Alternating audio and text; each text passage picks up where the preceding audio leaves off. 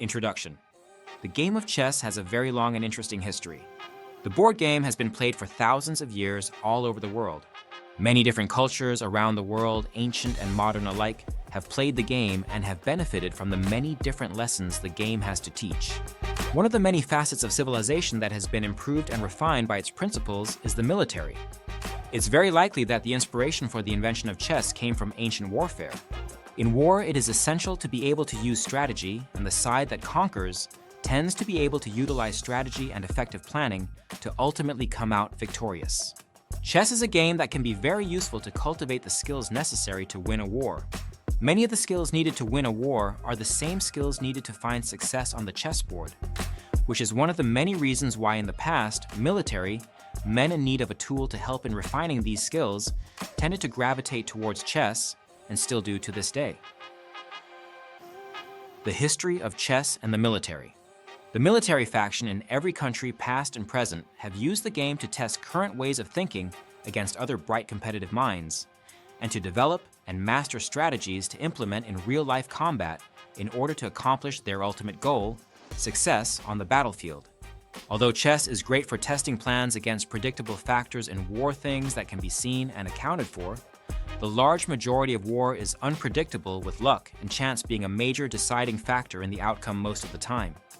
There are many lessons in war that can be applied to general life to introduce strategy, which can improve the quality of results of one's life endeavors. There can be many lessons learned by implementing principles needed in the game of chess to find success in the game of life, which has many parallels to chess. Well thought out methods and strategies are paramount to achieving success. Chess is such a game that can be of aid in the development of these skills and principles to foster growth and development in all other areas of life. Chess has been played all over the world, and many different cultures around the globe seem to love it. It's clear that the further back through history we venture, chess and variations of it are ever present, which makes one wonder how far back the game actually goes and for how long people have used the game as a means of finding entertainment and nurturing minds, not to mention the evolution of the game and the reasons for its adaptations. The earliest recorded evidence of a variation of chess first being played is in ancient Egypt, where it was called senet. It was used as a form of education and entertainment, and was used in spiritual practices to help to bring about enlightenment. The relationship between ancient Egyptian senet and chess. The meaning of the word senet is passing, and the aim of the game was to get your pieces to the other side of the board whilst avoiding hazards. The winner of the game would be the individual who could successfully get their pieces to the other side of the board whilst evading hazards. It's easy to find parallels between the game of senet and life in general, and the indulgence of such a game would indeed benefit the player by keeping their minds sharp and present. Being favored by the gods was paramount to success, and symbolically, the winner of the game would be the first to pass into the afterlife whilst getting all of their pieces to the other side of the board. The earliest recorded evidence of the existence of senet dates back to 2620 BCE from the mastaba, pyramid, of Hesiri, and similar board games and hieroglyphic signs can be found in even deeper antiquity. Depictions of the board game can be found dating even further back in history to the first dynasty in Egypt around 3100 BCE. The first paintings of the game being played is from the 3rd dynasty tomb of Hesi around 2686 to 2613 BCE.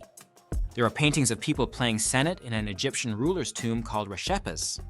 There are also depictions of people playing senet in the 5th and 6th dynasties circa 2500 BCE. These may be the earliest depictions of a variation of chess in the world, the roots of its origins, but as with most things in life, change and evolution is inevitable, and chess, and/or the concept and principles of chess, began to manifest. And the next leg of the journey in the evolution and history of chess is India. The history of chess in India. The closest version of chess, called Chaturanga, was birthed in the Gupta Empire in North India and became prominent around the 6th century. Chaturanga means 4 divisions of the military: the infantry, the cavalry, the elephantry, and the chariotry. These divisions are the early forms of the modern chess pieces we know today, namely the pawn, the horse, the bishop, and the castle. Just like in ancient Egypt, there are similar mysteries surrounding the earliest known recordings around the utilization of chess, or Chaturanga, in India, as there are arguments that the chariot in Chaturanga, or the castle in chess, is one of the most powerful pieces on the board. However, chariots in India at this point in time had been obsolete for 5 to 6 centuries, and so the theory is that chaturanga in its form, as it was, had to date back at least to a period in time where the usage of the chariot was much more prevalent in society to justify the use of it in the game. The response from critics is that although the use of chariots in warfare had become obsolete, the use of chariots in literature still remained prominent. Unlike Senet in ancient Egypt, chaturanga and chess had stark differences in the rules of the gameplay. One of the main differences being the actual layout of the boards and the pieces. Senet's board consisted of 30 squares 3 by 10, whereas chaturanga and chess has a 64 square board 8 by 8. It's clear that by time Senet had reached India, major strides had been made in the fundamental evolution of chess. From the Gupta Empire, scholars have followed the movement of chaturanga and have found evidence of chaturanga being played in the north and northwestern regions of India, where the game came into contact with the Greek culture brought to them by the Greek Macedonian army.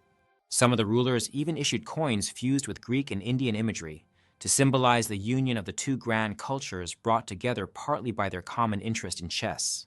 Some scholars argue that chess may have originated in the kingdom of Bactria circa 255 and 55 BC, based on the Greek and Indian fused artwork showing short moving Greek men playing pateia or poles with men obtained from the various moves in an Indian race game found in that time period. Other scholars speculate that the fusion may have taken place during the Kushan Empire circa 5200 AD, and not only draws on Indian games, but on the Chinese board game Liubo and Chinese and Babylonian divination methods. From India, chess began to spread to the major continents of the world, taking on different variations wherever it landed. The history of chess in the Far East. Chess supposedly reaches the Far East by way of traveling Buddhist pilgrims and traders on the Silk Road, bringing it with them first to China and then Mongolia. In the East, chess evolved into a game played with inscribed sticks and played on the intersection of the lines as opposed to within the squares in modern chess. In China, the gameplay of chess took on a variation which included 9 files and 10 ranks, as well as a boundary section in the middle of the board represented by a river between the 5th and 6th ranks. The Chinese variation of chess is called xiangqi and is one of the most popular board games in China up until present day. It's possible the Chinese have been playing chess or a variation of it long before their introduction to chaturanga or Indian chess. Xiangqi is said to have been invented during the Warring States period in China by the leading generals of the day, as a way to cultivate better battle formations and as a way to improve on the tactics that were currently being used in war. It's clear that Chinese chess had a long-rooted cultural source of inspiration for its adaptation, which was found in Xiangqi. China's role in the history of chess may go just as far back as the Indians. Some scholars have suggested Indian chess or chaturanga may have Chinese roots by way of earlier board games like Liubo and Chinese divination methods that predated chaturanga. China's role in the history and development of chess is both ancient and instrumental in opening the doors for chess to make its way further east. Each country in the East has its own version of chess.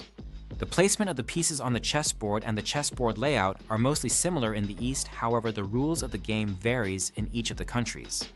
Chess reaches Japan and Korea by the 11th century by way of the Chinese.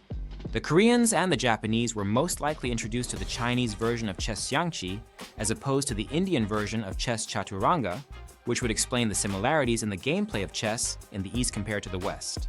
In the East, the use of inscribed wooden or metallic pieces take the place of the carved characters found in the West.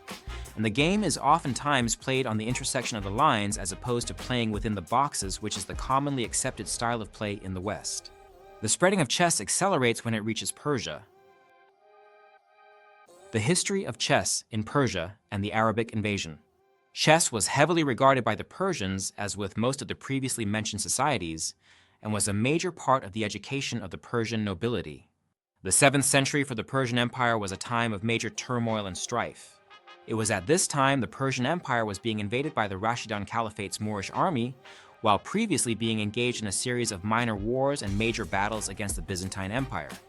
A Muslim army from North Africa led by Khalid ibn al-Walid in 633 AD invaded Mesopotamia, or the Sassanid province as it was called at the time, marking the beginning of another decade-long war, this time against the Rashidun Caliphate's Moorish army, where they ultimately lost control of their kingdom. The dominant theory is that the Muslims were introduced to chess via their conquest of Persia, where they learned of chess. However, there is little evidence to support the Persians having knowledge of chess or of chess being a popular pastime in Persia until after the Moorish invasion. It's possible the Muslims were introduced to chess at an earlier date.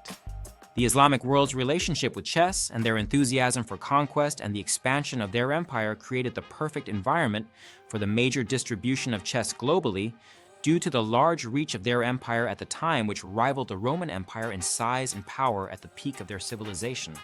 After the conquest of Persia, the Moorish Empire, through the reach of their expansive empire which stretched from the Mediterranean to the Far East, and their drive to expand their empire and spread the word of Islam especially to their newly conquered lands in the Iberian Peninsula or modern-day southern Spain and Portugal, paved the way for chess to find its way into Europe. The history of chess in Europe. The structure and organization of the Islamic world allowed for the smooth and efficient distribution of chess throughout the European world. The establishing of schools and universities in Spain and then throughout Europe provided a perfect method of getting chess to the European populace. In Europe, the Islamic world, and wherever their empire had in their reach, were the only places a chessboard could be found. It is said that the Muslims were some of the best chess players in the world, and wherever they went, they brought a chessboard with them. The Moorish invasion of the Iberian Peninsula in 711 AD brought with it the spreading of knowledge throughout the Iberian Peninsula in such a short space of time, and chess being one of these things. Surprisingly, by the year 1000 AD, in less than 300 years, chess had spread throughout Europe. It's clear that wherever the chessboard has found itself, it has been loved and adored for the most part. Even though the Islamic world adopted chess with enthusiasm during the early periods of their introduction to the game, matters of chess and the legality of the game coinciding with Muslim law raised questions among Muslim theologians. Muslims considered chess a gambling game of the non-Arabs and had doubts as to whether chess violated the teachings of the Quran. Ultimately, the Muslim theologians, after much thought and consideration, came to the conclusion that chess did not violate the teachings of the Prophet Muhammad, and so gave the Islamic world the blessing to partake in the game of chess, a decision that fundamentally allowed the dispersal of chess to the Western world. The majority of the nobility of Europe, much like the royals around the world, took a liking to and were particularly interested in chess, and were among the first to play the game in their kingdoms, although there are some who would temporarily rule against it. Spain was the first European country to play chess, and it was in Spain where chess took on its modern form. King Ferdinand and Queen Isabella of Spain were dedicated chess players, and Queen Isabella played a fundamental role in the way chess has evolved. It is said that Queen Isabella of Spain is the reason for the importance of the queen in modern-day chess, as a symbolic reminder of her prowess during the time of her reign.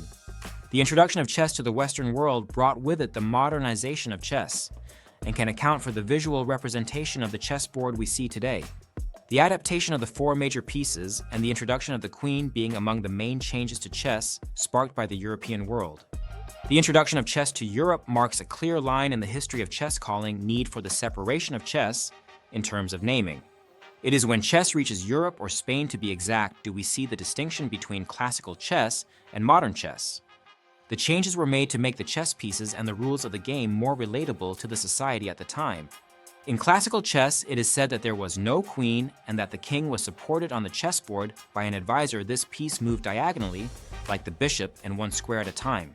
The queen on the chessboard at first replaced the king's counselor and was limited in the moves permitted. In a collection of some of the oldest books in Spain on chess details an account of the dramatic shift in gameplay. The book describes the agreed-upon movement of the bishop piece at the time and also speaks of the introduction of the queen piece and the alteration of the game permitting the queen more freedom on the board. These changes mark the distinguishing line between old chess and queen's chess, or modern chess as we call it today, and added an edge to the game, allowing for more progress to be made in a short space of time depending on the skill of the player.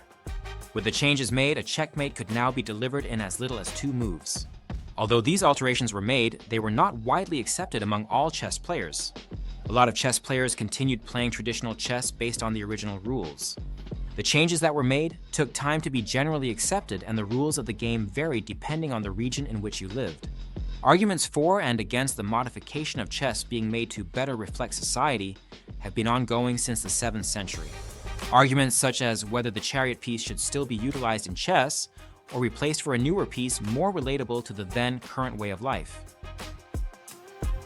Conclusion. Chess has a both long and exciting history stretching all across the world. The origins of its creation as we see it today primarily lies in India, with many cultures both before and after its creation playing a role in the distribution and modification of the game.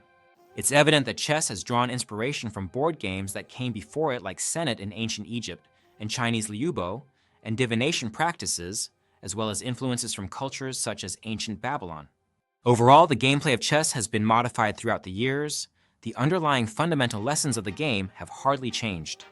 The game has been altered in the past to mimic the acceleration of and the changes in the technologies in society, ultimately leading to the creation of 3D chess.